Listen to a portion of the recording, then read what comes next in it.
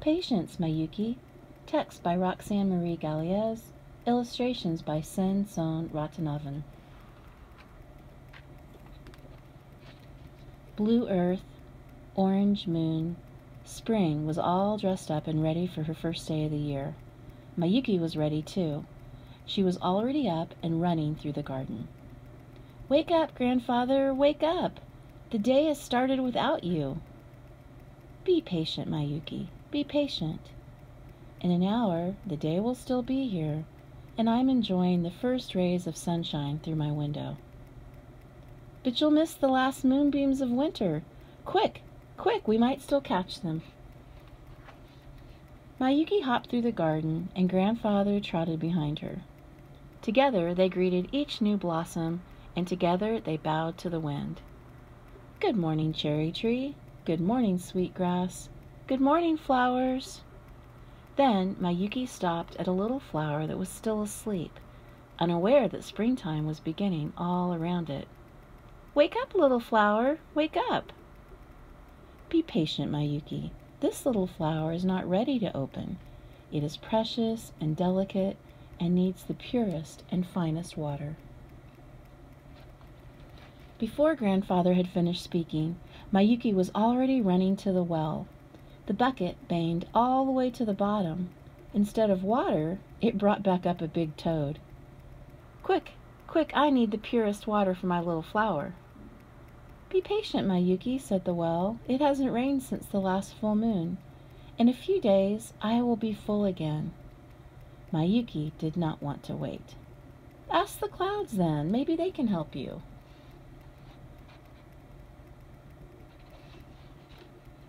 Miyuki ran, bucket in hand, to find the brightest and prettiest clouds in the sky. But the clouds she found were too gray, too big, too far away. Then Miyuki spotted the perfect cloud. "Pretty cloud, my little flower needs the purest water to wake up." But the pretty cloud refused to give her its water. Dismayed, Miyuki continued on her way and met more clouds. Some offered their water, but it was taking too long to fill her bucket, and Miyuki didn't want to wait. It was already the middle of the afternoon, and the first day of spring was half gone. Miyuki kept walking, farther and farther from home, until she heard water rushing onto rocks, and happened upon a beautiful waterfall. "Waterfall, would you give me some of your purest water for my little flower?" "My purest water lies in a lake, behind these falls. If you wait for night, when I am asleep, my water flows so softly you'll be able to pass through to take some." "Wait! I cannot wait, waterfall. I am in such a rush." "If you cannot wait, then I cannot help." Miyuki had been running all day, and her little bucket was still empty. A flower-filled house caught her eye. A young boy in a silver moon-colored kimono was watering his garden. "Could you give me some of your purest water? My little flower really needs it." The boy wanted to know who Miyuki was and where she was from before he would agree to give her some of his water. So Miyuki told him her story. Then the boy filled Miyuki's bucket. "Thank you," Miyuki cried, and then she hurried home. Quick, quick. Miyuki was running so fast she didn't see the stepping stones on the path. Suddenly she was falling. Miyuki's knees were scraped, the bucket broken, all the water gone. Evening was falling. She was far from home, and she was exhausted. Miyuki had been up since sunrise, trying to find the purest water for her little flower, and now the first day of spring was almost over. In that silent, still moment, Miyuki heard singing. She knew the song. It was the river that ran by her house. "What are you doing so far from home at the hour when the moon outlines the mountains?" "River, I'm lost. I'm tired, and I still don't have the purest water for my little flower. I don't have any water at all." "Be patient, Miyuki. Sometimes it is necessary to slow down. I will take you home, and then you can have some of my water."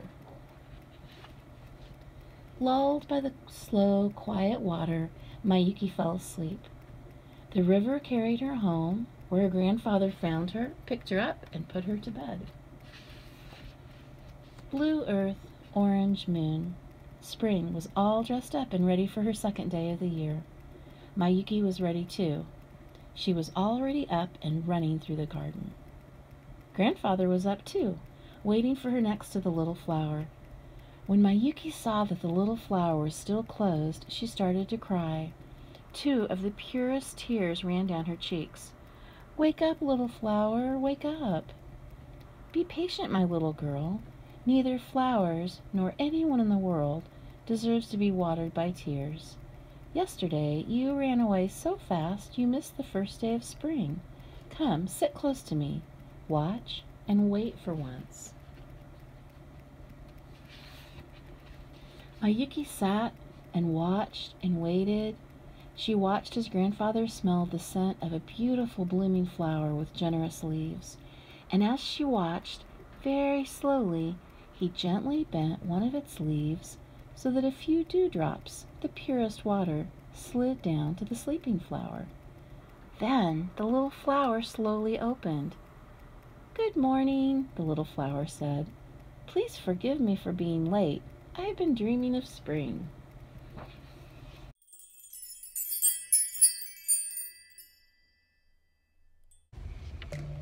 We just got done listening to this really beautiful book called Patience, Miyuki. And one thing that struck me, I kept thinking about over and over as we were reading the story, are all the different really cool ways that the illustrator, Seng Soun Ratanavanh, has done these flowers.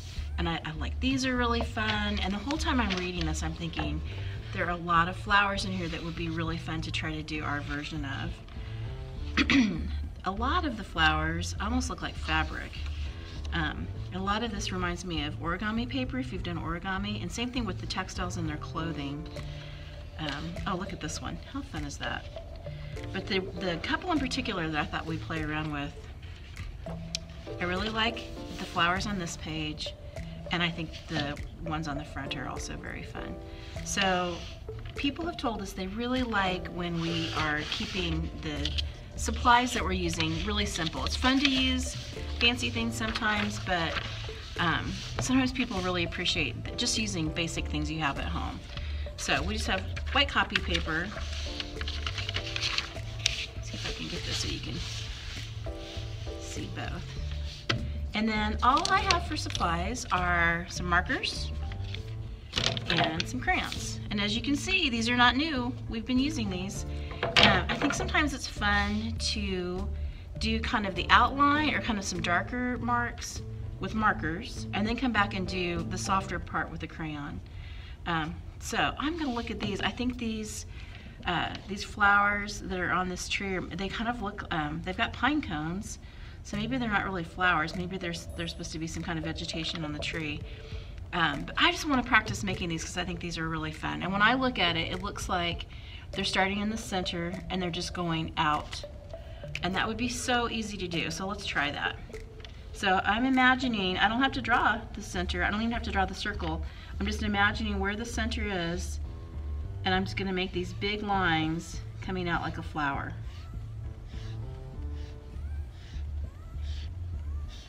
And I'm leaving some space in between because I'm going to come back in. That's where I'm going to come in. And if you feel like you're having a hard time keeping that in a circular motion, you can stop where you are and go back and start here.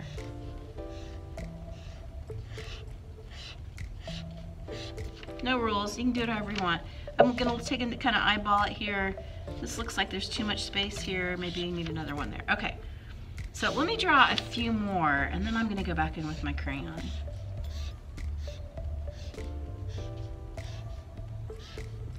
So this is my version. Mine already, you can tell, are different because I left kind of a hole in the middle. Theirs all come from the same point.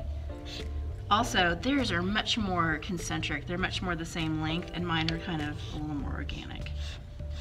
So again, we don't usually try to copy. We're just taking something that's fun and we're doing our version of it. I think I'll do one more.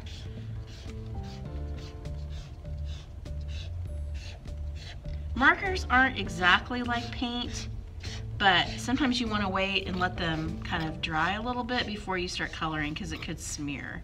And maybe you want it to smear. Maybe you think that will look cool. All right, so that's that. Now, I'm going to start with the one that was up here, and I'm just going to come in and I'm going to, my version, I want to come in and make some little stripes in between. I could just color in between if I wanted, but I kind of want to see what it looks like if I just make lines in between where the spaces are.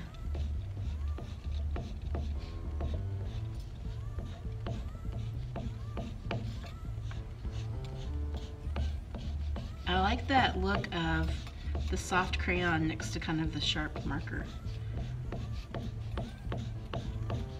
Okay, that's kind of fun. All right, and I've got a blue, and some of these look kind of bluish, so I'm going to come back in with some blue.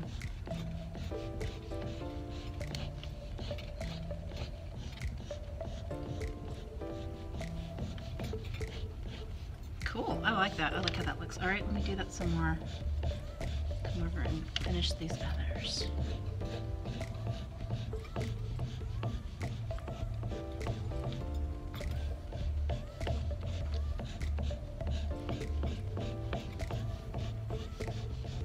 Just making lots of marks.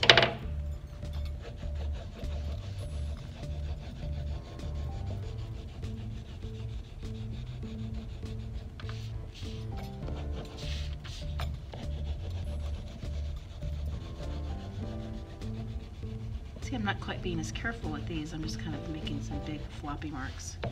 I did like how that blue looked though. I'm going to get some more blue in there.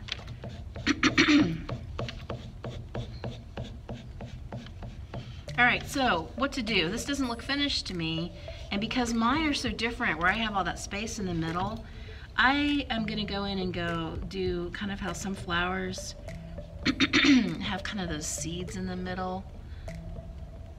So I'm going to go in and do little dots, my little seeds. I could do this with a marker too. It's kind of fun with a crayon. Just making little circles. We talked a lot about shapes last time, and this is, we've got a lot of straight marks, and then I've like got all of these little round marks. All right, and the same thing, I could come in with a green crayon and sprinkle some of those in there. Now on this page, I'm just keeping mine in blues and greens, but you certainly don't have to do that. If you wanted to come in and put another color, you sure could do that.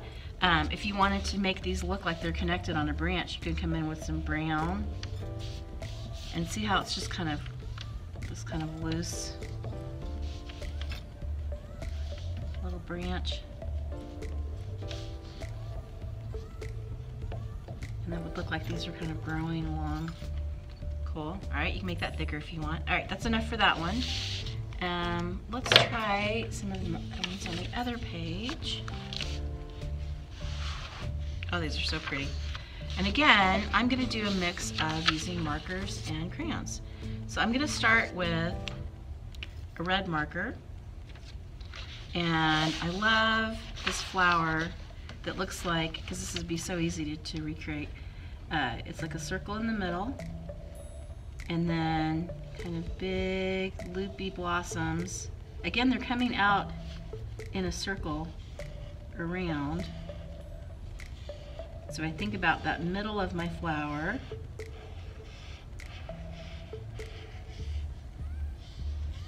And even though these are all really even, mine aren't, so that's okay. They can look however you want.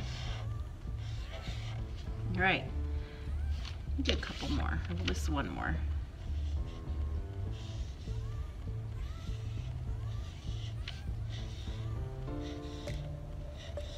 This is so fun to make these petals.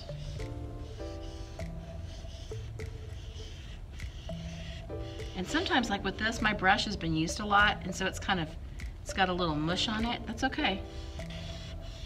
It's kind of giving some texture to them. All right, got that. Let's try this flower. This one also, it kind of looks like a pine cone, or to me it reminds me of like a zinnia. And let's see how we could make ours look like that. Maybe I'll get a different color. I'll try the pink. So this one, if you can see this flower here, one above her head, there's a couple around here. Okay, to me, it looks like we start with a circle, and then it has some small petals going around. And then beyond that, I'm just gonna make kind of a repeated scallop shape or little petal shapes. I'm just gonna keep echoing that shape all the way around. And I can just do it until I get my flower the size that I want it. And I won't know that till I see it. I'll recognize it. Sometimes when you're drawing, you get to a point where you like how something looks and you stop. Sometimes you think it needs a little more and you keep going. Oh, I like that. Okay, so got my outlines with my markers. Now I'm going to go back and get some crayons. And I like to use, we've talked before about warm and cool colors. And just like they sound, blues and greens are cool colors. You think of things that are cool, like water, or pine trees, or really cool grass. That's an easy way to remember it. Warm colors, like they sound, are reds and oranges. And I'm going to put some pinks and yellows in here.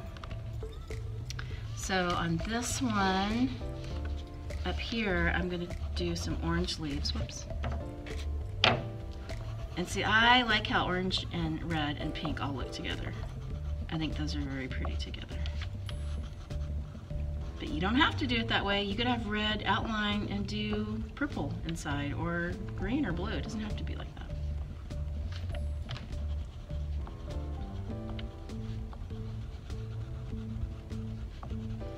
Okay, and let's see then for the pink one. Let me see what the red looks like. You know, it says it's red. It looks kind of brown in here. I don't know if I like that. I think I'll try. I think I'll just do the first part of it in that color. And then I'm going to try a different color. Let me see what yellow looks. Oh, the yellow looks really pretty. I like how that looks. And I could even, because I wasn't crazy about that first red, I can go back in and add some yellow in there. So if you do something and you don't like it, you don't have to start over. You can just think of ways that what you can do to kind of fix it or make it in a way that you're going to like it better. Like, what is it you don't like about it? That color looked kind of drab to me, so but now that I have yellow in here, it's so fun. You're just going in and filling in. Anytime there's a little white space, I'm filling it in with the yellow. Okay, I'm not going to finish the whole thing today while you're watching, but I could go back in and do that. And also, you know, you're good to make the rules. I could come in if I wanted and put some orange in here, because flowers and plants have lots of different colors mixed in. If you pick a real flower and look at it, you're going to see so many different colors. It's not going to look like just two colors.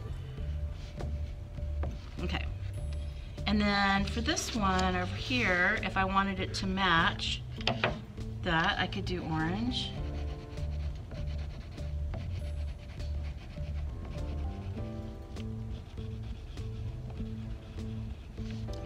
I like how those look together.